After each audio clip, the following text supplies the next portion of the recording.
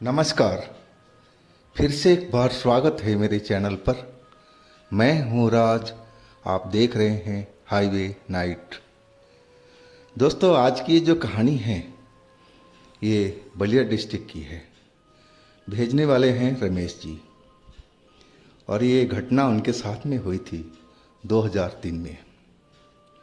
तो जब रमेश जी 19 या 20 साल के उस समय थे। तो चलते हैं इनकी कहानी में। लेकिन दोस्तों, आपने मेरे चैनल को सब्सक्राइब नहीं किया है तो जल्दी से कर लीजिए और साथ में बेल आइकन को दबाना ना भूलिएगा। तो शुरू करते हैं आज की इनकी कहानी। दोस्तों, मेरा नाम रमेश है। मैं एक गरीब परिवार से हूँ और घटना 2003 की है।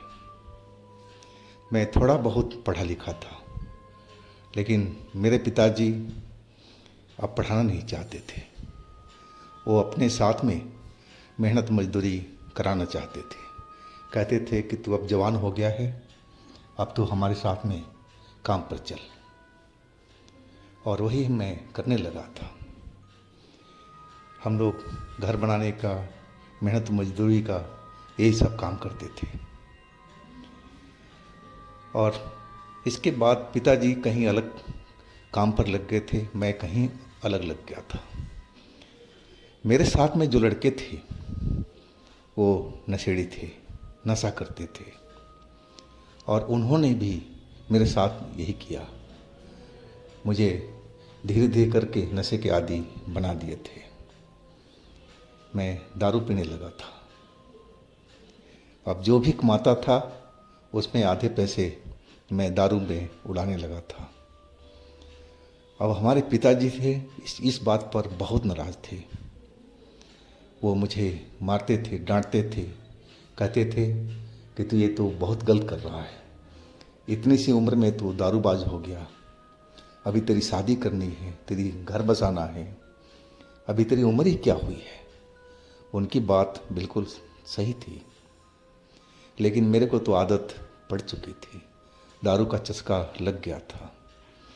शाम होते ही मेरे मन में खुड़क से होने लगती थी कि कब मैं दारू का घूंट अपने गले से उतारूं।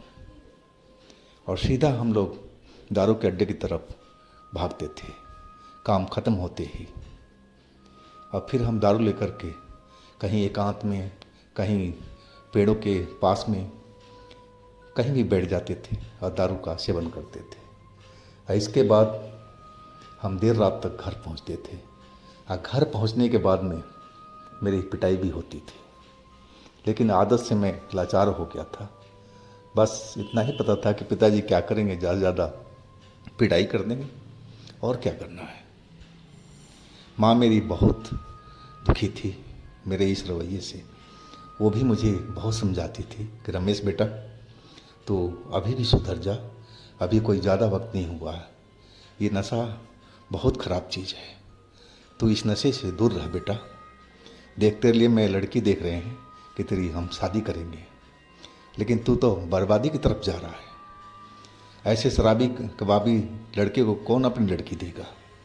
माँ मुझे बहुत समझाती थी, लेकिन मैं हाँ हूँ करके बोलता था, ठीक है माँ, कल से मैं बिल्कुल नहीं पीऊँगा। लेकिन अगले दिन वही हालात मेरी होती। मैं सुबह में मन में अपना प्रतिज्ञा करता कि नहीं, अब नहीं दारू पीऊँगा। लेकिन पता नहीं कैसे शाम होते ही एकदम मन करता कि बस दारू का घूंट मेरे गले में उतरे ही उतरे। अब तो हर रोज़ हमारे घर में क्लेश होने लगा था। जब भी मैं काम से आता दारू पी करके, घर में क्लेश तो होना ही था। मुझे मार पड़ती, पिताजी डांटते। और फिर मैंने अब ऐसा करने लगा कि देर रात को मैं घर जाने लगा। जब हर कोई सो जाता था तब मैं घर में पहुंचता था और अपनी चारपाई पे जा कर के चुपचाप लेट जाता था। मैं इसका हल निकाल लिया था कि लोग जगे रहेंगे तो मुझे टोकेंगे, बोलेंगे, डांटेंगे। सोने के बाद में कौन पूछता है, सुबह सुबह देखी जाएगी। और वैसे ही मैं करने लगा था। अब हर रोज़ मैं दारू का बोतल लेता शाम को और किसी जंगल में पेड़ के पास में जा कर के बैठ जाता था। और जब आधी रात हो जाती तब मैं वहाँ से दारू पी करके निकलता अपने घर की तरफ। घर मैं ज़रूर पहुँच जाता था, चाहे मैं कितने नशे में हूँ। और मैं होश में, नशे में भी होश में रहता था। ये नहीं कि मैं कहीं खड्डे में गिर जाऊँ या मुझे कहीं चोट लग जाए, ऐसी कोई बात नहीं थी। मैं बहुत संभल करके चलता था। वो दिन मैं कभी भूल नहीं पाता। आज भी मुझे याद आता है तो दहल कर रह जाता हूँ। मैं एक सेठ के घर पर काम कर रहा था, मजदूरी का, और वहाँ पर भी मुझे शाम को लेट हो गया। सेठ बोला 1 घंटा और रुक जाओ, मिस्त्री बोल रहा है और इसके साथ में तुम रुको, तुम्हें मैं ज़्यादा पैसा दूंगा। मैं भी लालच में था, चलो आज ज़्यादा पैसा मिलेगा तो और सही रहेगा। मैं रुक गया था। जब वहाँ से निकला तो रात के 8 बज चुका था और सीधा मैं अपने अड्डे पर गया दारू की बोतल लेकर के। जिस बगीचे में मैं पेड़ के पास में पीता था, वहाँ पर एक आगे में झोपड़ी बनी हुई थी और हर रात को मैं देखता था वो झोपड़ी खाली रहती थी। लेकिन अभी कोई सीज़न तो था नहीं कि कोई रखवाली करे। ऑफ सीजन था तो झोपड़ी तो इस्तेमाल होती थी जब कोई फल आ जाता है उसकी रखवाली के लिए, लेकिन अभी कोई सीजन था ही नहीं। लेकिन वहाँ पर मैंने धुआं उड़ते हुए देखा वो झोपड़ी के पास में, और कई लोग की आवाज़ें आ रही थी। मैं समझा कि शायद जिसका ये झोपड़ी है वही आकर के यहाँ रुके हैं। खैर, हम तो पेड़ के पास में एकांत में बैठे हुए थे और अपना दारू पिए जा रहे थे। उस दिन की दारू कुछ अलग ही थी और पता नहीं कैसे मेरे को चढ़ गई थी। और मैं आधा ही बोतल ख़त्म किया था तो मेरे ऊपर नशा सवार हो गया था और मैं बोतल हाथ में पकड़े पकड़े पेड़ के ओट लगाए हुए मैं अपना नींद में आ गया था या बेहोश हो चुका था। मुझे कोई होश नहीं था कि मैं कहाँ पर हूँ, किस जगह पर हूँ, अब मैं कौन हूँ। मैं एकदम बेहोशी की हालत में चला गया था, नशे में। मेरी जब आँख खुली तो कोई मेरा गला पकड़ के और दबाने की कोशिश कर रहा था। मेरी सांस उखड़ रही थी, सांस नहीं लिया जा रहा था और मैं उस आदमी को धकेलने की कोशिश करने लगा कि कौन है तू, मेरा गला क्यों दबा रहा है भाई, मैंने तेरा क्या बिगाड़ा है। और जब उस आदमी पर मेरी नज़र पड़ी तो मैं तो देख करके एकदम कांप गया था। वो तो कोई इंसान था ही नहीं। इंसान जैसे ज़रूर था, लेकिन वो तो एकदम कोई प्रेत था या पिशाच था। उसकी जो चेहरा मुहरा था इतना डरावना था कि मैं तो देख करके ही डर से कांप गया था। बड़े बड़े लंबे बाल उसके सफ़ेद से और आंखें मोटी मोटी सी, जिसे लग रहा कि बाहर निकल रही हो, और आँखों में उसमें एक लाल सी चमक सी निकल रही थी। और भारी आवाज़ में वो मुझे बोलने लगा, तेरा बोतल कहाँ है, तेरा बोतल कहाँ है। मैं एकदम हैरान था कि बोतल तो मेरे हाथ में ही था।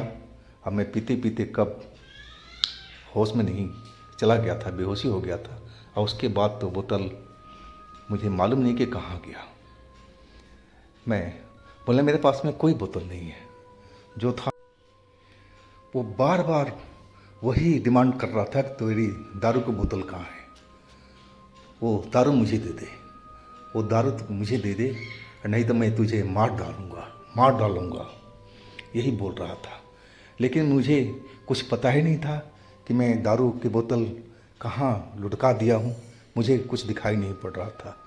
मेरी आंखें वैसे ही अभी लग रही थी नशे की हालत में। अब मैं बोलने लगा नहीं भाई, मुझे नहीं पता, आप मेरे को छोड़ दो, आप मुझे छोड़ दो। मैं बार बार उससे मिनती कर रहा था, लेकिन वो मुझे छोड़ा नहीं। वो मुझे खड़ा जैसे था, मेरे को ज़ोर से धक्का दिया था। अब मैं दूर जाकर गिरा था, और वो प्रेत वहाँ पर पेड़ के पास में ढूंढने लगा था। शायद वो मेरी जूठी बोतल जो मैं जिसमें पी रहा था, और वही मौका था। मैं जिधर वो झोपड़ी में धुआं सा उठ रहा था, मैं उस तरफ भागा। वहाँ गया तो वह धुआं तो नहीं उठ रहा था, और ना कोई आवाज़ आ रही थी, लेकिन वहाँ पर रोशनी आ रही थी। मैं दौड़ते हुए उस जगह पर पहुँचा झोपड़ी के पास में, तो देखा एक लालटेन जल रही है और 4 लोग गेरुआ वस्त्र में सोए हुए हैं, और उनके पास में कोई बाजा था, जैसे सारंगी कहते हैं, वो उनके पास में पड़ा हुआ था। मैं देखते ही पहचान गया कि ये लोग जोगी है, जो घर घर जाकर के भिक्षा मांगते हैं और शाम को कहीं पर अपना अड्डा लगा करके खाना पीना बनाते हैं, फिर खाते हैं, और सुबह में फिर भिक्षा के लिए निकल जाते हैं।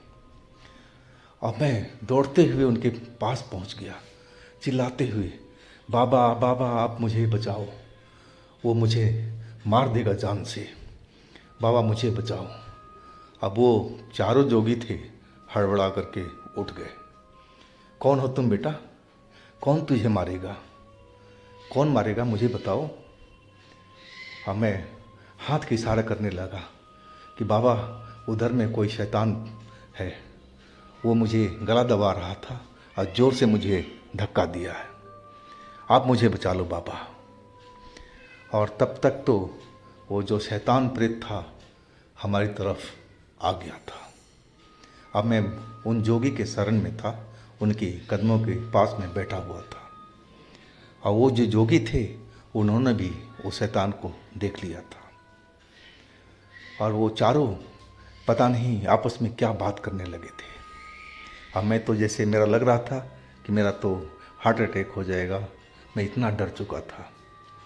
मैं ज़िंदगी में इतना कभी नहीं डरा था। मेरे माँ बाप इतने डांटते थे, मारते थे, लेकिन मैं इतनी डर कभी नहीं झेला था जो आज मैं झेल रहा था। और तभी वो जोगी एक उठ करके खड़ा हो गया और कोई मंत्र सा पढ़ने लगा था, और कुछ ज़ोर ज़ोर से अपनी मुँह से आवाज़ निकाल रहा था। अब जैसे ही वो शैतान हमारी तरफ में आ रहा था, वह बिल्कुल वहीं के वहीं रुक गया था, और वो जोगी बोलने लगा, तो यहाँ से भाग जा, ये हमारी शरण में है, अब तू जा यहाँ से, तू अपने स्थान पर जा। अब बार बार जोगी मंत्र पढ़ता हुआ और उसको यही बोल रहा था कि तुम अपने स्थान पर जाओ, ये लड़का हमारी शरण में है, तुम जाओ, इसको छोड़ दो।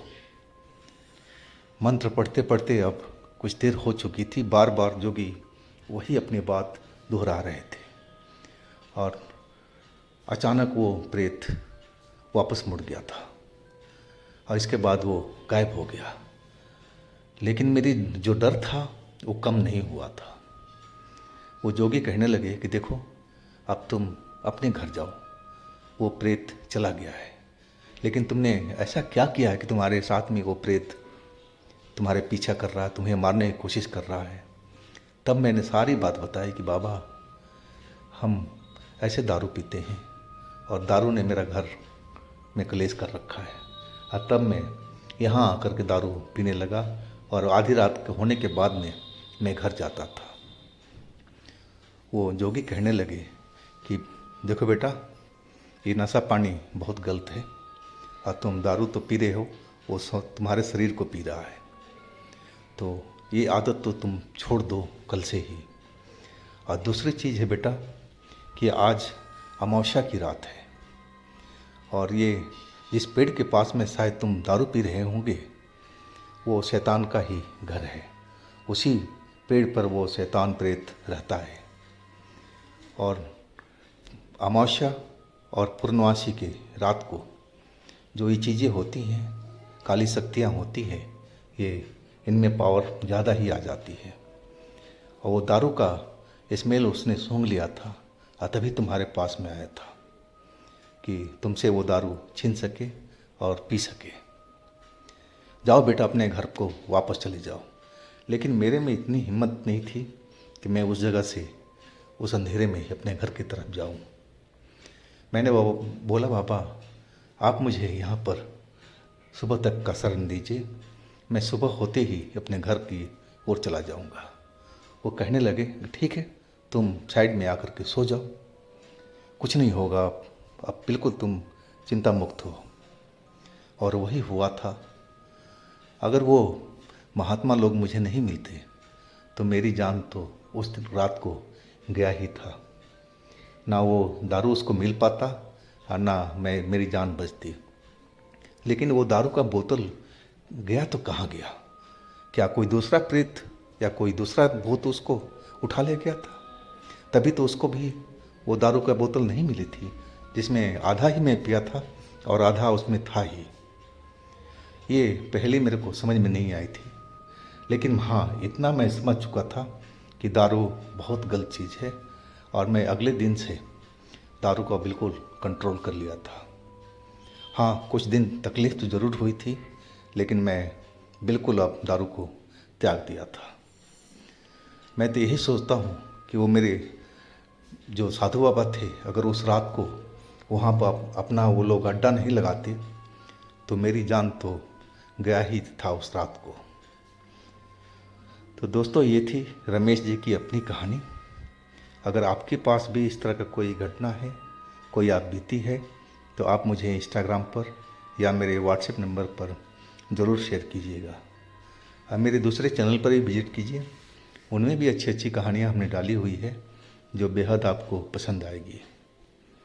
चैनल का लिंक मैं नीचे में दे रखा हूँ, तो एक बार ज़रूर विजिट कीजिएगा, उन कहानियों का मज़ा लीजिएगा। और मेरे इस चैनल को भी सब्सक्राइब कीजिएगा, लाइक कीजिएगा, शेयर कीजिएगा। फिर हम मिलते हैं अगले दिन एक नई घटना, एक नई कहानी के साथ में। आप लोग अपना बहुत ही ख्याल रखिएगा। नमस्कार।